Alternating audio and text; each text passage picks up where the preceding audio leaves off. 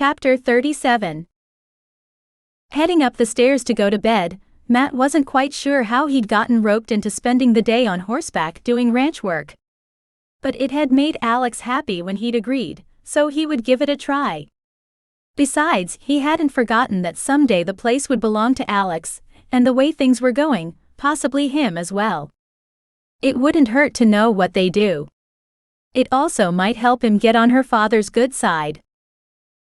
"You take the bathroom first," he said once they reached the bedroom they were still sharing. Alex disappeared into the attached bath, and he straightened the mess his things had made on what had become his side of the bed, taking the time to pull out what he would wear the next morning while he was at it. "Your turn." Her voice made him look up. Her face was freshly washed and her hair brushed back from her face, but she still wore the same t-shirt she'd been wearing all evening. One of his. He headed to take his turn in the restroom, and caught her with one arm around her waist as he walked by. Pulling her close, he dropped a quick kiss on her lips. Minty." She smiled up at him. "Do me a favor?" "What?" Her voice was breathy. "Leave the shirt on when you climb in." She frowned. "I want to take it off you myself." Her lids dropped and her breath caught. "Okay." He hurried through his bedtime routine, eager to get back to Alex.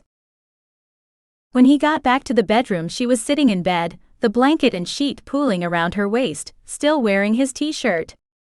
Going around to his side of the bed, he dropped his underwear and slid beneath the sheets. "Where'd you find this?" He tugged at the hem of the shirt.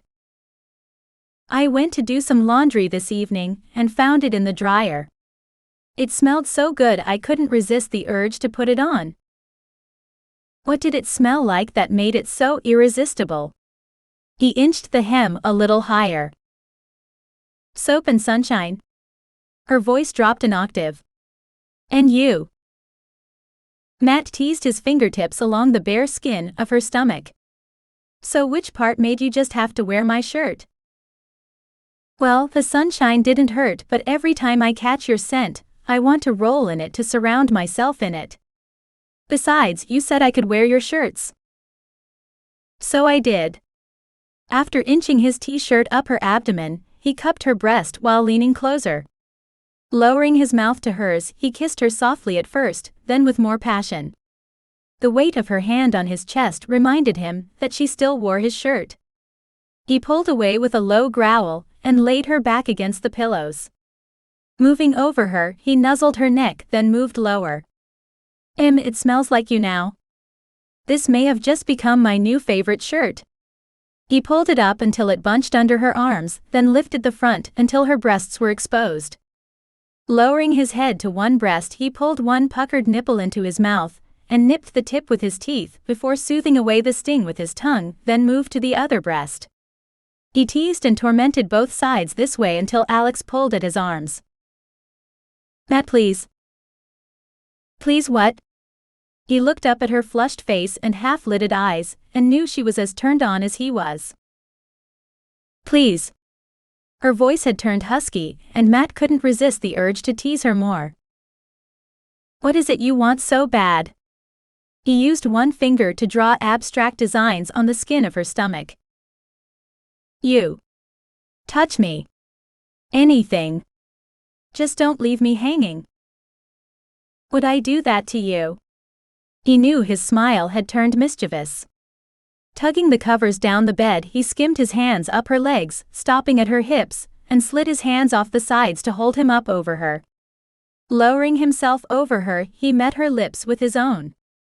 Her arms wrapped around him, her hands pulled him, moved, then tugged him closer once more. He kissed her a moment longer, then pulled back. "No."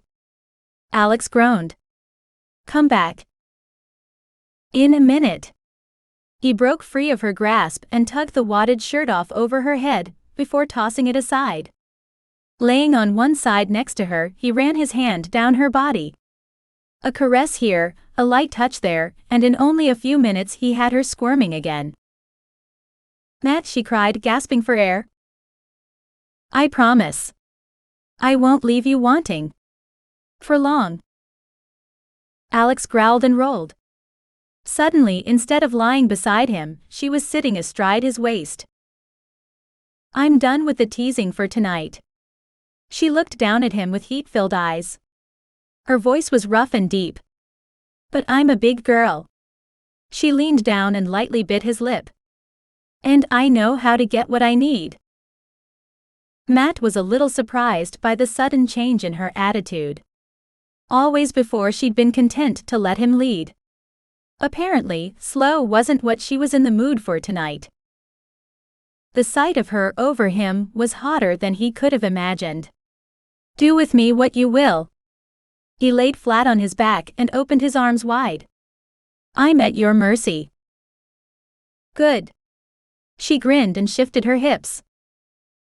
Slick heat covered the head of his cock.